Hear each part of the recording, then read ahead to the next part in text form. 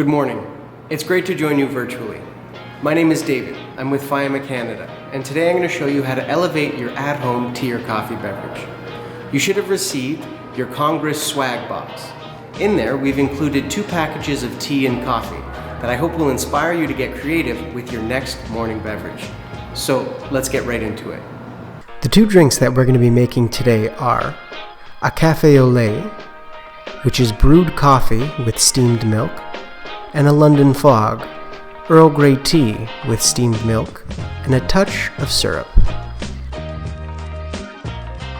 To make these 2 delicious drinks, we will need a kettle to boil the water, your favorite coffee brewer. I'm using a French press, but you could just as easily use a pour-over, stovetop mocha pot, or a drip brewer. Your pre-packed mocha java coffee. Now normally these bags make about 1 liter, but because I'm using a half-liter French press, I'm just going to use half the bag. Earl Grey tea, though if you're feeling adventurous, you can use just about any of your favorite tea to make a delicious tea latte. Milk. Now today I'll be using cow's milk, but you could just as easily use oat, almond, or any other milk alternative. Cocoa powder or ground cinnamon for garnish, a burner to heat the milk, and some syrup. Now London Fog usually calls for vanilla syrup, but if you don't have any, you can easily substitute maple syrup or even a touch of agave. Starting with our café au lait, we're going to brew some coffee. Pour the pouch of pre-ground coffee into the bottom of the French press. Again, I'm only using half the pouch because I'm only brewing half a liter. Boil some water and pour it over the coffee grounds. As you can see, I'm using a circular motion here in order to saturate as much of the grounds as possible. Use a spoon to stir the French press, breaking up any of the crust that will form along the top.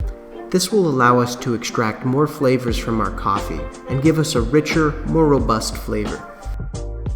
Place the lid on the French press, but leave the plunger extended. We now want to wait 4 minutes before plunging down on our French press. This will give enough time for the water to extract all those delicious flavors from the coffee. If we want a stronger, more bitter brew, we can wait up to 8 minutes before plunging. We now want to push very slowly on the plunger at the top of the French press. We're doing this because we don't want to force any of the coffee grounds at the bottom section up into the top section of the brewer.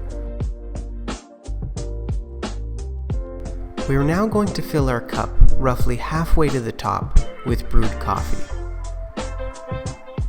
Feel free to add more or less depending on your preference. Before we finish our café au lait, we're going to begin steeping our tea for our London Fog. Place a bag of Earl Grey tea into a cup and pour your desired amount of water into the cup. Let the tea steep for 3 to 4 minutes. Then add a touch of syrup. While brewing your tea or coffee, heat up some milk at medium-low temperature on the stove. Ensure it does not boil. We're going to use a neat little trick to aerate our milk. Pour the hot milk into a clean French press and place the lid on top of the press. Begin to pump up and down until a nice foam begins to form on top of the milk.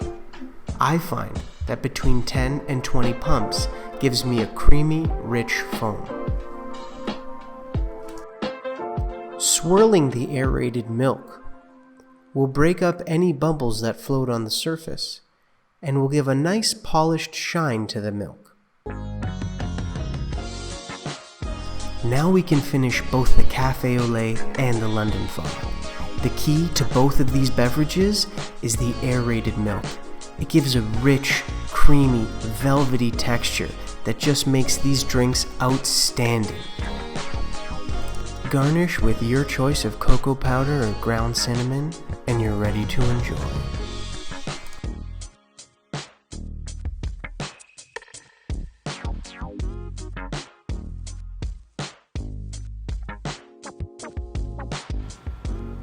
I hope that you've enjoyed this little demo and have a great rest of your day. I hope that I've inspired you at least a little bit, and I look forward to see the creations that you come up with. I hope you enjoy the rest of the day, enjoy learning and making connections. Thank you.